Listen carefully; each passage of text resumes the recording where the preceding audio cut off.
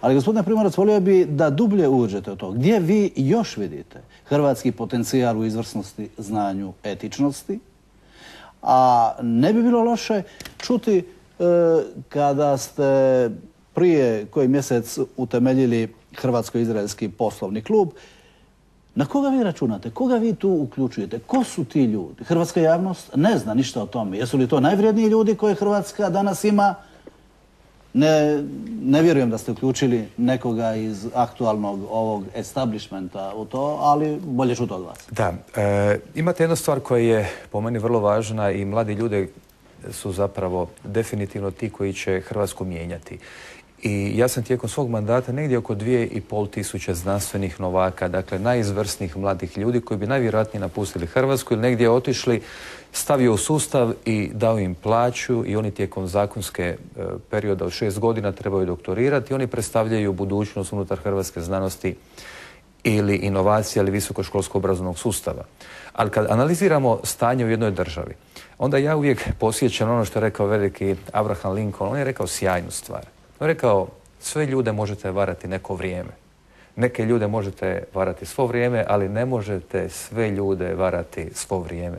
Hrvatska dolazi u jednu sjajnu poziciju, a to je poziciju konačne istine.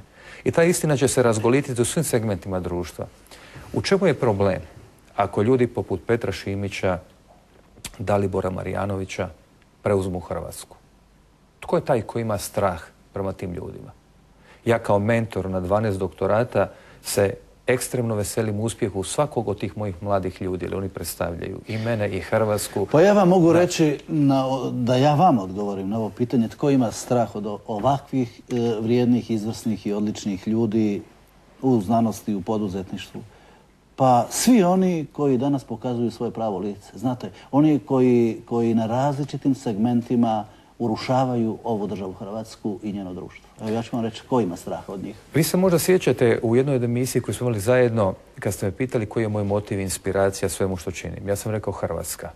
Opterećen možda nasljedstvom kojim dolazim, a s druge strane s velikom brojem spoznaja koje dolazi iz inozemstva. Ali valja svaki onaj tko je u politici sutra znati da putovi s kojima se penjao prema vrhu su potpuno identični putovi kad se silazi sa tog vrha i gotovo uvijek iste ljude susrećete na tom putu. Ali isto tako treba znati da valja hodati hrvatskim ulicama visokog čela i vidjeti te ljude koji ste zastupali nekad kad ste bili političar sa nekim saborskim imunitetom ili sa nekom drugom funkcijom. Ja vam želim reći jednu stvar koja u ovom trenutku je možda vrlo, vrlo važna jer sam prije par dana sa mojim nasljednikom Fuchsom o njoj razgovarao. Vjerovali ili ne, zbog ogromne transparentnosti koja se dogodila uvođenjem državne mature, znači jednom istinom gdje jedan ministar, jedan dekan ili bilo tko u obrazovanju više ne može ništa učiniti kako bi nekog upisao preko veze, korupcija je nestala, dogodili se neki vjetrovi da imaju neki ljudi kojima je počela smetati državna matura. Ja sam rekao da ću se potruditi da sva ta imena stavimo javno, od Hrvatske televizije do svih drugih medija, jer na taj najbolji način će reći koji su to ljudi koji podupiru korupciju unutar sustava obrazovanja. A ako me pitate dalje, što ja vjerujem da će se dogoditi sa Hrvatskom periodu koji dolazi? Vrlo jasno. Hrvatska nema alternativu glede Evropske unije. Ali Hrvatska ima ponos koji ne smije izgubiti nikako. Hrvatska ima znanje, Hrvatska ima kompeticije, Hrvatska ima sjajne ljude. Jedan od najljepših pojmova koji ja želim vidjeti kod ljudi, bez obzira bili oni Nobelovci ili početnici u struci, to je poniznost. Dakle, uvijek znati kuda ideš, ali nikada biti bahat. Ali to je bitno drugačija odlika od puzavosti. Hrvatska ne smije puziti ni pred kim. Recite mi samo ovaj dio koji mi niste još stigli odgovoriti. Zašto ste osnovali Hrvatsko-izraelski poslovni klub? Tko su ljudi u tom klubu? Što im je zadaća? Hrvatsko-izraelski poslovni klub je rođen kao jedna ideja zapravo najuspješnijih poslovnih ljudi u Republici Hrvatskoj, ali isto tako vodećih intelektualaca iz Hrvatske države, kao i vodećih intelektualaca iz svijeta gospodarstva Izraela, ali iz akademskog i znanstvenog svijeta Izraela. Naravno, ja tu moram reći vrlo jasno. Ogromna potpora koju dobijamo je potpora i od politike koja je vrlo nužna Jer Hrvatsko-izraelski poslovni klub treba riješiti neka pitanja koja nije mogla riješiti aktualna politika, koja je troma, koja ima puno opterećenja oko nekih drugih segmenata. Koja su to pitanja? Gdje ćete? Jesu li to ulaganja? Je li to razvoj? Jesu li to nove tehnologije? Što je to? Vidite, uz dolazak predsjednika Pereza u Hrvatsku, koji je prvi put zajedno sa predsjednikom Josipovićem vrlo jasno dao potporu Hrvatsko-izraelskom poslovnom kluba ili nedavnu potporu premijera Netanjahua, naše premijerke gospođe Jadranke Kosor, vi imate vrlo jednu temeljnu jasnu poruku. Izrael je danas država koja je prema broju patenata po glavi stanovnika vodeća država svijeta. Izrael je danas država koja je prema broju ili količini uplaćenog novca u takozvani rizični fond ili venture kapital, o kojem je govorio kolega Marjanović, došla u zadnjih 6 godina do 11 milijardi, a jedan od ključnih ljudi koji to vodi sa svojim vlastitim venture kapitalom unutar svoje skupine je Hemi Perez. Dakle, ono što ja želim, da Hrvatska se uspoređuje sa najboljima. I vi imate sada jednu cijelu političku platformu u obje države i svijet gospodarstva koji je rekao idemo napraviti Hrvatsku i Izrael drugačijim. Tijekom mog mandata... Što ćete tu uključiti? Najbolje poduzetnike, najbolje profesore, najbolje dekane? Apsolutno sve. Apsolutno sve. Mi smo započeli tijekom mog mandata neki krug, zatvoreni krug? Ili je to...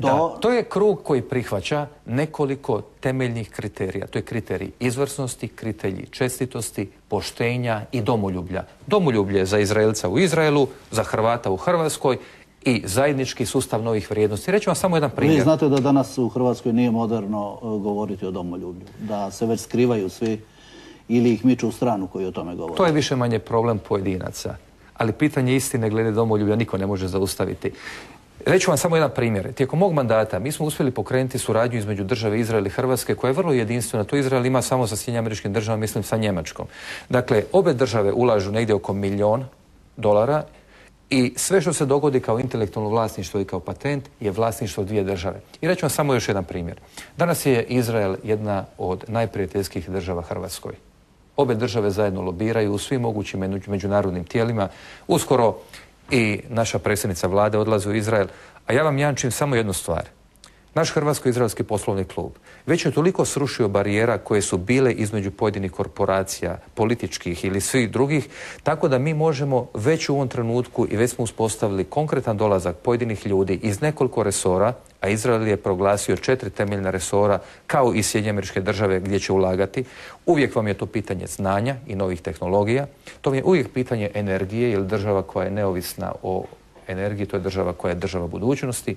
Pitanje hrane i nacionalnih resursa, pitanje zdravstva ili medicina o kojoj mi danas govorimo, a za trenutak ćemo kasnije govoriti, je potpuno drugačija medicina od one kako sam ja bio educiran, bez obzira radilo se o genskoj staničnoj terapiji i nekim drugim tehnologijama. I jedinu stvar koju ja želim je da kažem sljedeću poruku. Hrvatska je unutar Europske unije. I to je determinirano, ali Hrvatska ima pravo biti i sa Sjedinjenim Američkim Državama, i sa Izraelom, sa Japanom, sa Indijom. Ja je želim pozicionirati u sam svjetski vrh. I moram vam priznati, ne vidim nikoga ozbiljnog da bi nas na tom putu mogao zaustaviti ako mi to uistinu želimo. Ako ne želimo, to je jedan ozbiljan problem s kojima će se morati suočiti svi ovi građani i u konačnici reći onima koji to ne žele da više ne mogu voditi Hrvatsku državu, bez obzira o kojoj političkoj opciji se radilo, jer je Hrvatska iznad bilo koje političke opcije. I kakvog svjetski uglednog profesora forenzike ili forenzičke genetike ima u minut i po, koliko nam je profesore Primorac ostalo do kraja. Znam da za sljedeću 2011. pripremate jednu od najvećih stvari na svijetu, to je ovaj kongres, kako bi ga mogli nazvati, svjetski forenzike. Ko tu sve dolazi? Točno. I što će to biti? Pa gledajte, uz tradicionalni dolazak jednog Nobelovca, već treći koji dolazi, nama dolazi Nobelovka 2009. godine, Nobelovka Ada Jonat. Mi ćemo imati 20-ak najvećih imena forenzičke genetike danas općenito koji hodaju kuglom zemaljskom. Isto tako će biti 30-ak ljudi koji danas dolaze od Harvarda, Baylora, Mayo klinike, koji ja zapravo taj kongres organiziram već niz godina uz potporu profesora Shanfielda sa George Washingtona i Stanimira Vuka Pavlovića sa Mayo klinike, gdje ćemo govoriti o budućnosti razvoja potpuno drugačije medicine. To je ovo, jesam ja dobro primijetio. Apsolutno, da. Mi smo sljedeće godine na Braču, Bolu i dolazi oko 400 sudionika, 60-ak predavača, Nobelovci, i govorit ćemo o razvoju stanične i genske terapije. Ako ste me već pitali još jednu stvar koja je vrlo interesantna oko našeg kluba, većina tih podataka je dostupna na našoj web stranici www.cipc.hr. Imamo divne ljude. Pazite, e-alumna i njihov predsjednik Igor Zgrabljić zajedno sa nizom drugih ljudi je uključen unutra, od profesora Lazibata, imate 2 dekana, profesora Gabrića, Andabaka, Ostojića, Plive, gospodina Bolanče i cijeli sustav ljudi iz Izraela koji je potpuno komplementaran zajedno i naših mladih prijatelja. Ali vam želim reći isto tako i ministra po funkciji, rađe nego da je ta funkcija vezana za ime. Još jedna stvar koja je vrlo interesantna vam je pitanje forenzičke genetike. Mi smo pokrenuli nedavno studij gdje školujemo prve magistre koji će biti osposobljeni da mogu raditi analizu DNA toksikologije, istraživanje mjesta događaja, pitanje nacionalne sigurnosti, ali odnedavno i istraživanje poslovanja velikih firmi, takozvano financijsko forenzičko računovodstvo. Jedini smo program u regiji od 70 milijuna ljudi i na taj način želimo dati potpuni jedan novi branding Hrvatskoj državi. Evo, hvala vam lijepa profesore Primorac, poštovana gospodo Šimić i Marjanović, hvala vam lijepa. Uopće nije više dilema iz naslova i teme naše večerašnje emisije pobjeda ili poraz, pameti, znanja i morala. Ukoliko Hrvatska se osloni na ove i ovakve ljude, onda će sigurno prosječnost, korumpiranost, egoizam i ljenost biti negdje, ostati u prošlosti. Hvala vam lijepo što ste bili naši gosti. Poštovani gledatelji Lica nacije, hvala vam lijepo na pozornosti. Vidimo se sljedeći utorak.